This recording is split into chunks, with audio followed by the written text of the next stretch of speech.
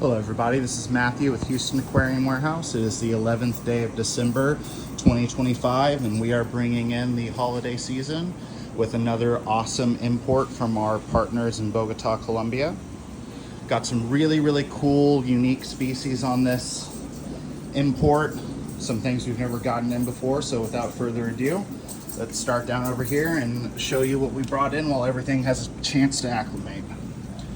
So we only brought in one pleco species for this import. Next season will be pleco season. So we expect to be bringing in a whole bunch, but our partners were able to get us this box. These are L075 Paraplecos. Let me grab this big guy right here.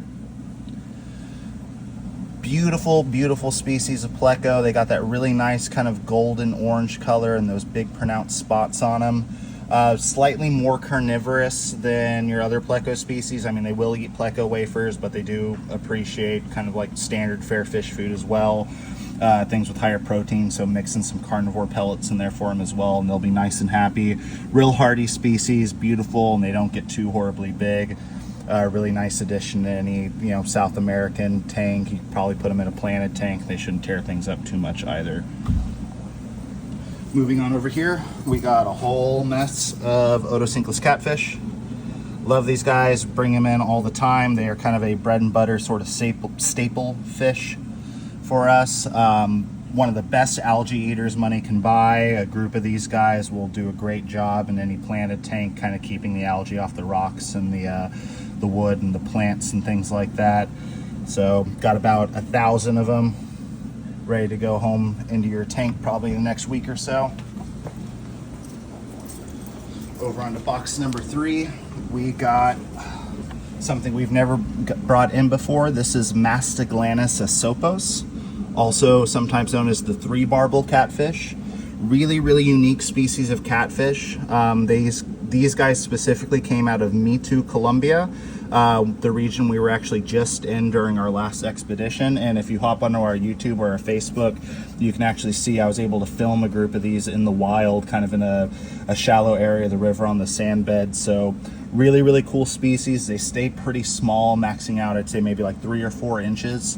Relatively peaceful. They are catfish, so I wouldn't put them in with any tiny shrimp or anything like that, because they'll probably gobble those up.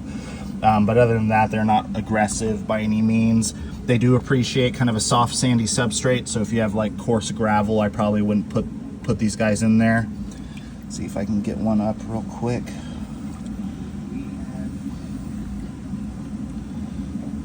So, and as you can see, they have those really long barbels and these really long filaments on their pectoral fin. So really beautiful, kind of an elegant sort of catfish. They're semi-translucent, and when they color up, they'll get these beautiful bright kind of iridescent dots all over them. Really cool species. Really happy to bring these guys in and see how they do.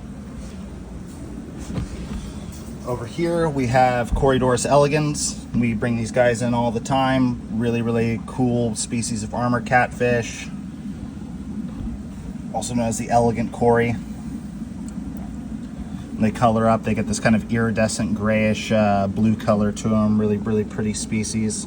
Always happy to see these guys come in. That is not an elegant Cory right there. I think that is a Olga Cory that somehow snuck in there, but we'll separate him out once they're done acclimating.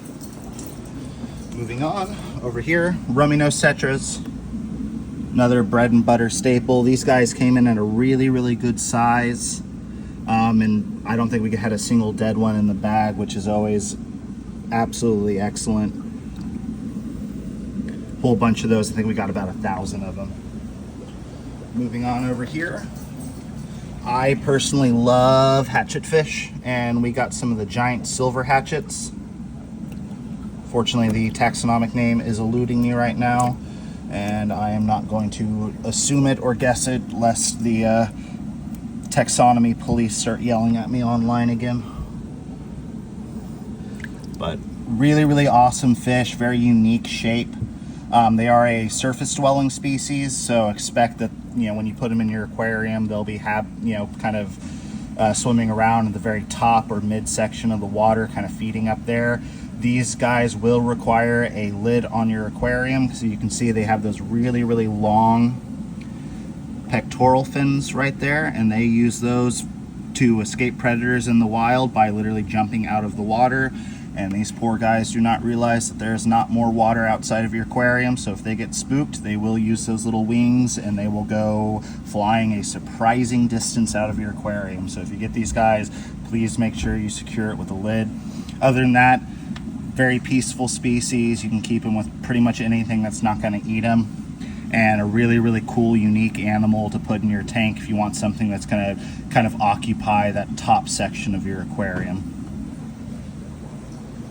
Moving on over here, we have some CW169 Corydoras, also known as the pink or the slate cory. I think we've brought these in once or twice before in the past. Really handsome cory species. Got these three lines that kind of run down the side and that kind of a black mask on them. Really cool. We got maybe about 200 of them, it looks like. So really awesome little fish. Over here we did get one species of Geophagus, and we got these absolutely massive Geophagus wine malari. See if I can get one without him splashing around too much. Oh. Let's see, come on buddy. Really beautiful fish. They're also called the striped tail Geophagus, or the tail stripe Geophagus, and they are named that because of those lines that kind of go all the way down from their gill plates to their caudal fin. And as they color up, those will actually kind of turn this like really, really bright red and sometimes kind of a blue color. And they have this really cool dot right in the center over their lateral line. Yeah, I'm gonna stop messing with those guys. They don't like it too much. But yeah, these guys came in a really, really nice size. We got maybe about, looks like 15 or so of them. Can't wait to see those guys swimming around in the tank. Over here, another Corydoras species. These are Corydoras olga. Fairly similar to like the bandits or the false bandit catfish.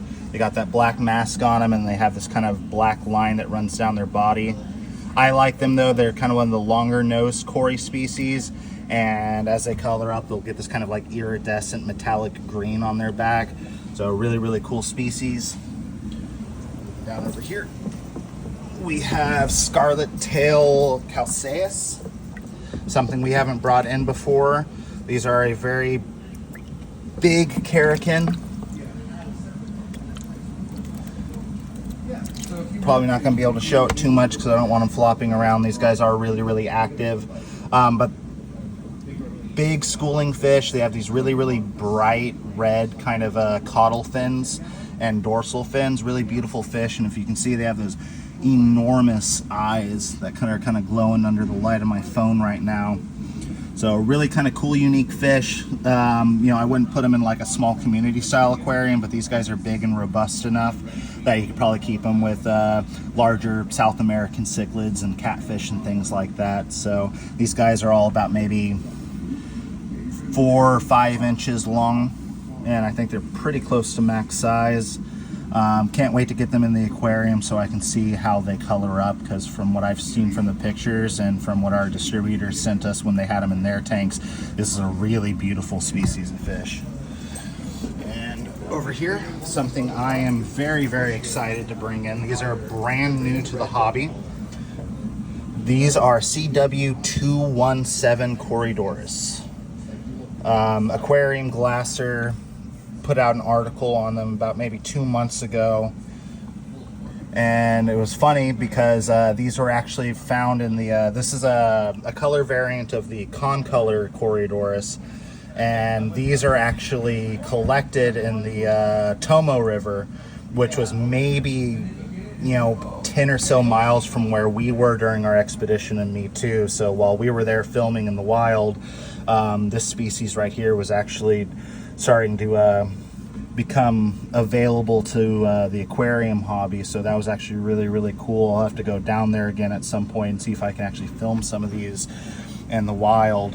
But this might be one of the most beautiful Colombian Corydoras I've ever encountered. So you can see they got that really stark reddish orange color on the back half of their body and on their dorsal fin. These are of course colored down right now because they're all stressed from their long flight out of Bogota, and they don't appreciate being in a bucket right now acclimating. But really, really, really excited to bring some of these guys in. Like I said, brand spanking new to the hobby. I think they've only really been being sold for the past 2 or 3 months, and they are very quickly coming into vogue. We got about 60 of them in. I don't know how quick they're going to sell. They are going to be a bit more on the expensive side as far as Cory goes, but honestly, with the coloration, I think they're going to be worth every single penny what they're being sold for. So once again, absolutely elated to be able to bring these guys in. And last but not least, cardinal tetras. Not much to say beyond that. Everyone knows cardinal tetras.